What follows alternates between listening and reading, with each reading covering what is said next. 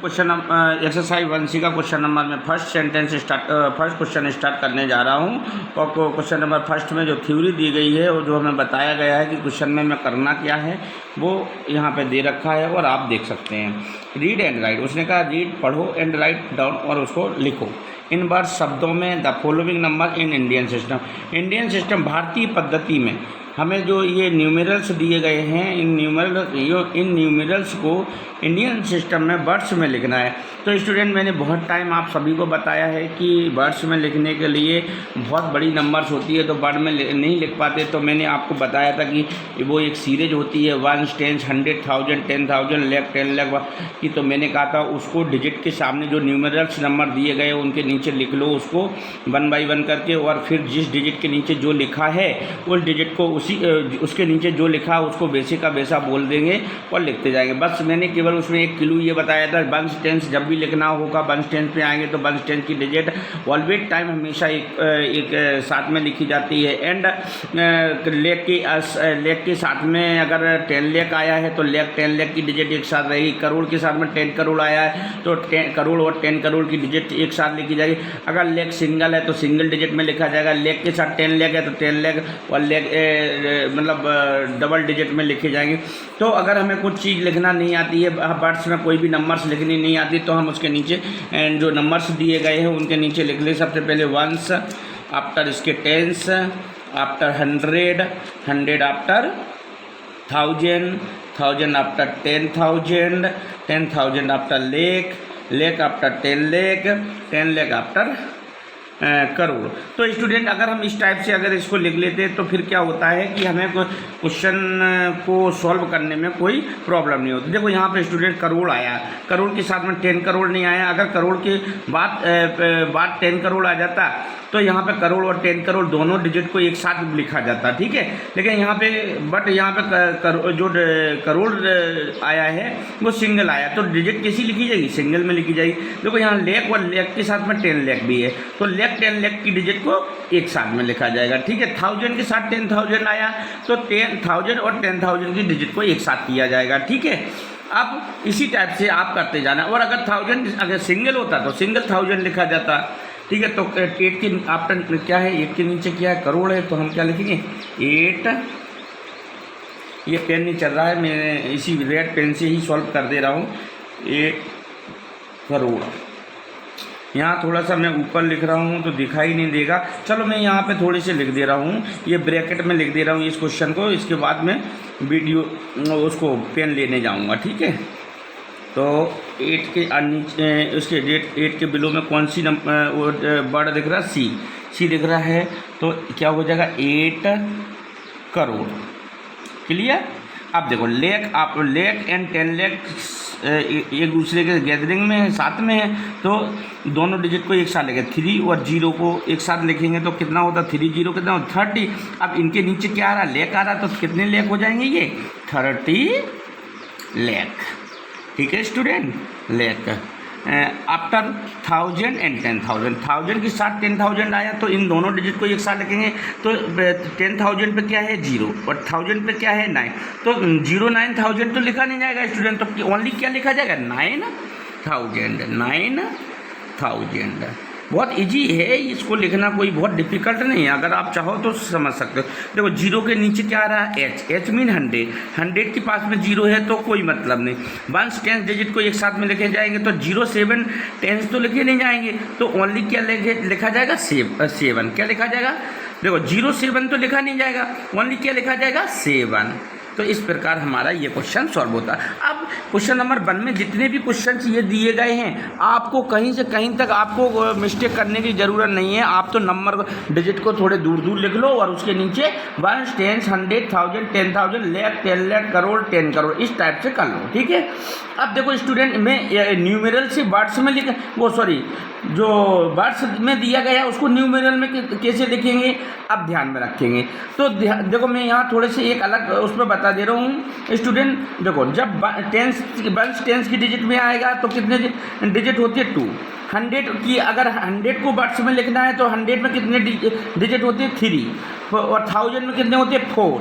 10,000 में कितने होते हैं लाख, वो सॉरी 10,000 में लाख नहीं सॉरी 10,000 में डिजिट कितनी होती है 5, हाँ। लाख में कितनी होती है 6 है। लाख के आफ्टर 10 लाख आता है तो उसमें कितनी होती है 7।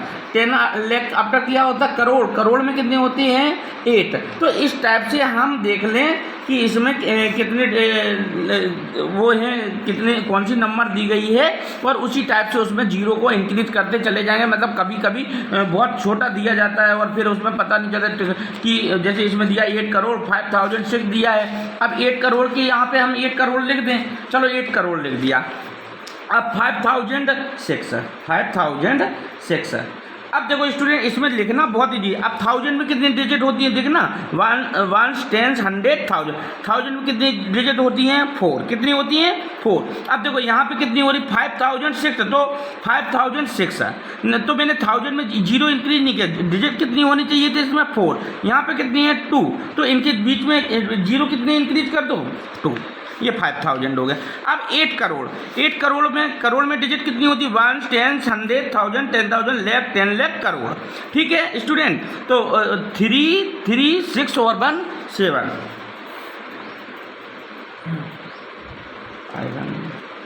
इधर लिख देते हैं, इधर लिख लेते, ये 8 इधर बना देते। ठीक है, 1 2 3 4 5 6 7। तो स्टूडेंट देखो यहाँ पे मैंने इस डिजिट को लिखा, तो मैंने क्या लिखा था इसमें, क्या दिया 8 करोड़, तो मैंने 8 करोड़। अब करोड़ में तो बहुत सारी जीरो होती हैं, अब मैं कितनी जीरो बढ़ाना ये हमें अभी कुछ पता नहीं है। फिर क्या आया 5,000 लिख दिया, 5,000 के बाद 6 है।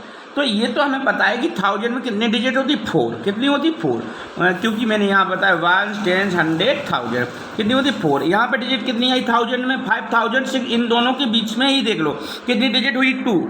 तो कितनी जीरो इंक्रीज और कर दे तो 1000 हो जाएगा, 4 डिजिट हो जाएगी, 4 डिजिट तो 20 1 10 100 1000। अब हम कहाँ जाएंगे, करोड़ में कितनी डिजिट होती देखो, करोड़ 1 1 2 3 4 5 6 7 8।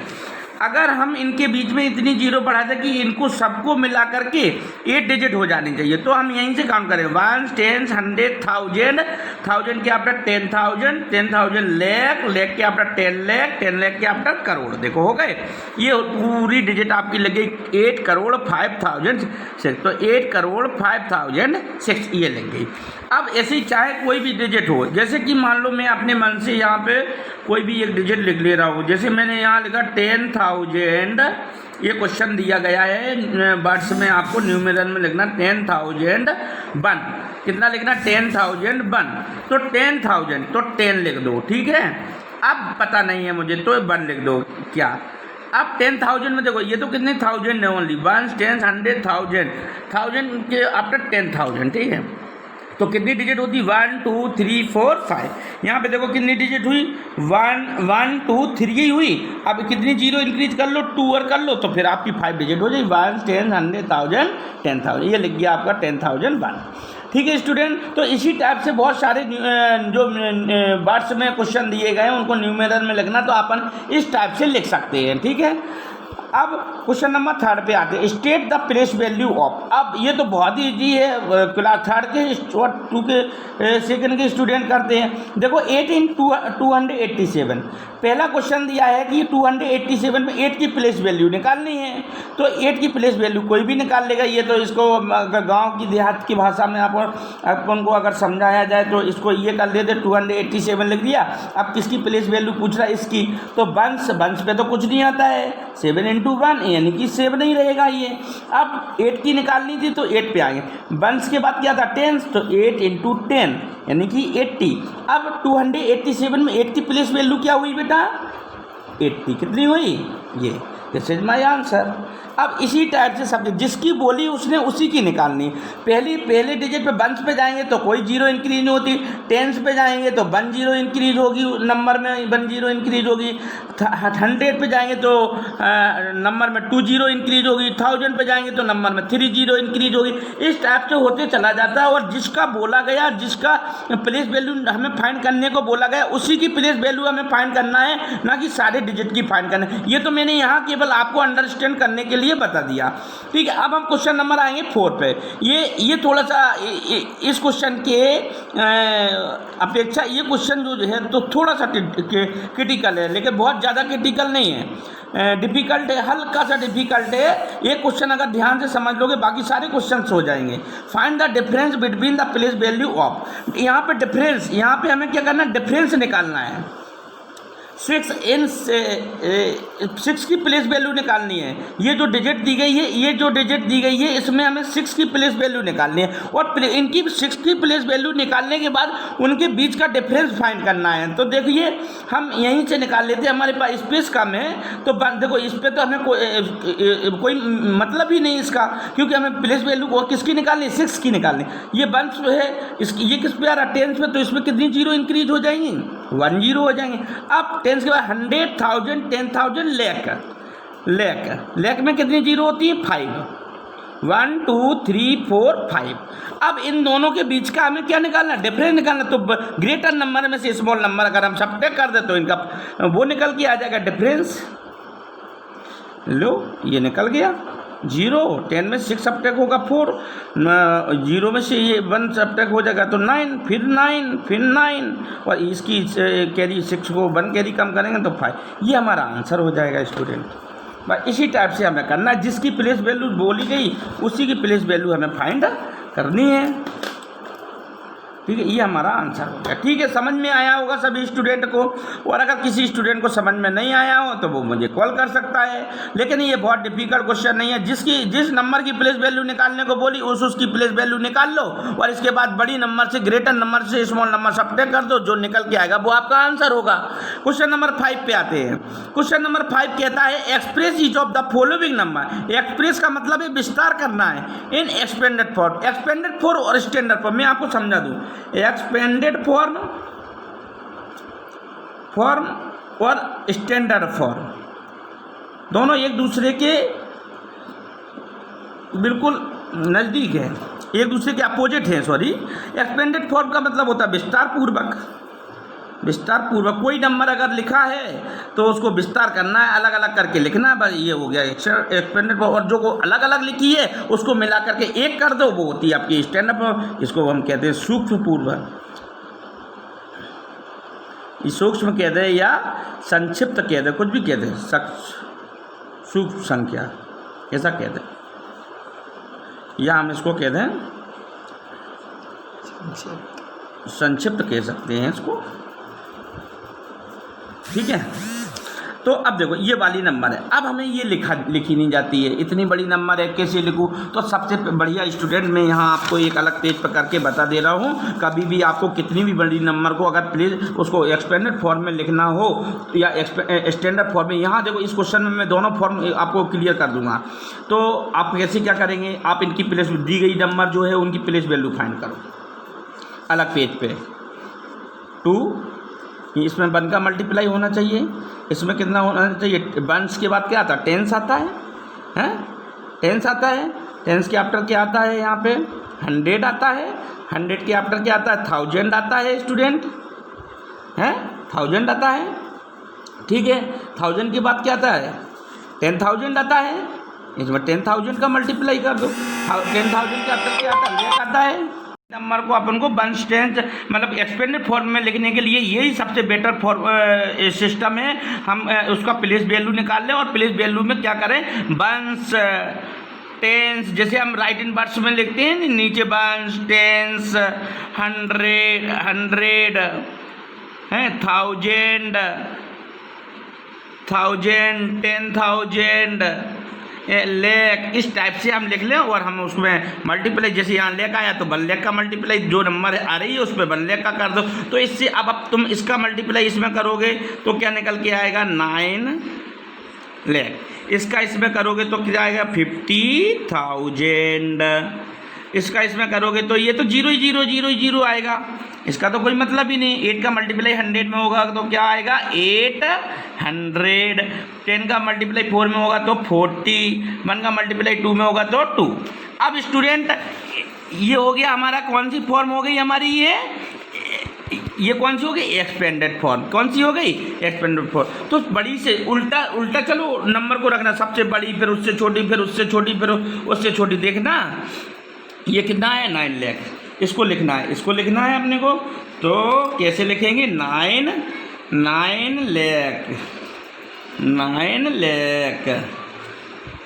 लाख लिख दिया, प्लस अब कितना है इसके बाद? 50,000 प्लस, फिर जीरो का मतलब कुछ भी नहीं है, जीरो जीरो है, उसका तो कोई मीनिंग नहीं है। अब क्या आएगा? 800, फिर क्या आएगा? 40, फिर क्या आएगा? 2। लो, हो गया कि नहीं हो गया? ये देखो कितने आराम से लिख गई है। अब हम इसको पढ़ते, ऐसे भी जो स्टूडेंट समझदार होंगे, ज़्यादा अच्छे होंगे, तो वो ऐसे भी इसको डायरेक्टली भी लिखते थे। 1, 10, 100,000, 10,000, लाख, यानी कि 9 लाख। 9 लाख के बाद 1000, 10,000 रह जाएगा, या ऐसे से फिर काउंट कर ले। 1, 10, 100,000, 10,000, 1000, 10,000 एक साथ आया तो 50,000। अब फिर कर लेंगे 1, 10, 100, 800 अलग लिख दो, 4 2 42, 40 अलग लिख दो, प्लस 2 अलग लिख दो। तो ये हो गया तुम्हारा एक्सपेंडेड फॉर्म। अब इन सबको अगर हम जोड़ देंगे फिर ऐसी आ जाएगी, इसको कहते हैं स्टैंडर्ड फॉर्म। ये एक दूसरे के अपोजिट होते हैं। अब हम क्वेश्चन नंबर डिस्कस करेंगे स्टूडेंट, क्वेश्चन नंबर 6 पे। बाकी के सारे क्वेश्चन आपको ही करने। अब हम क्वेश्चन नंबर किस पे बात डिस्कस करेंगे? क्वेश्चन नंबर 6 पे। क्वेश्चन नंबर 6 बहुत ईजी है। क्वेश्चन नंबर 6 भी बहुत इजी है स्टूडेंट, कि देखो आपको क्या दिया है? Write the number whose expanded form are given below. कौन सी नंबर एक्सपेंडेड फॉर्म में दी गई है, उसने ये पूछा। राइट द नंबर, राइट मतलब मीन्स लिखो द नंबर, संख्याएं, हुज एक्सपेंडेड फॉर्म जो दी गई हैं, हुज एक्सपेंडेड फॉर्म जिनका विस्तार दिया गया है, आर गिवन बिलो जो नीचे विस्तार पूर्वक दी गई हैं। तो देखो 5 का मल्टीप्लाई इसमें कर देंगे तो जितना निकल के 5 बन जा 5, कितनी जीरो? 1 2 3 4, 1 2 3 4, 7 बन जा 7 बन जा 7, हाँ, कितनी जीरो? 3, 8 बन जा 8, कितनी जीरो हैं? 2।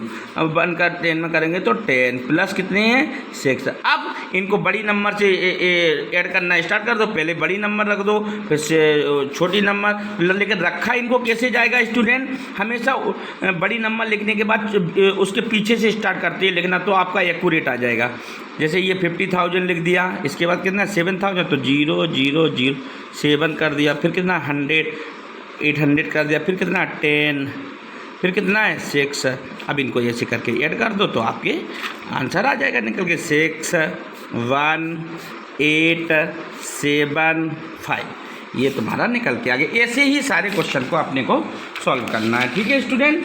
अब देखो यहाँ इसके पहले वाली भी उसमें भी बताए थे, लेस देन ग्रेटर देन का साइन है, अपने आराम से समझ जाओगे। इनको पहले पढ़ लेना या ऐसे ही कर लेना। 1 2 3 4 5 6, या 1 10 100,000 10,000 लाख हैं, इसमें लाख तक आ रहा है। इसमें कैसे? 1 10 100,000 10,000 लाख, 10 लाख तक आए, तो कौन सी ग्रेटर हुई? ये। तो इसमें ये साइन हो गया ग्रेटर। इसका मुंह जिस साइड में ओपन हो जाएगा वो ग्रेटर होगी, जिस साइड में टोक हो जाएगी, इसकी पॉइंट हो जाएगा वो स्मॉलर हो जाएगी। ऐसे इनमें काउंट कर लेना। तो ये मतलब कहने का मतलब मेरा ये है, ये क्वेश्चन मेरे लिए मत छोड़ो, ये क्वेश्चन बहुत ईजी है, आप सब लोग कर सकते हैं। यानी कि मैं आपको वर्क दे रहा हूँ, क्वेश्चन एक्सरसाइज नंबर 1C आपको ही करना है, और सारे क्वेश्चन ऐसे के ऐसे ही हैं, ठीक है।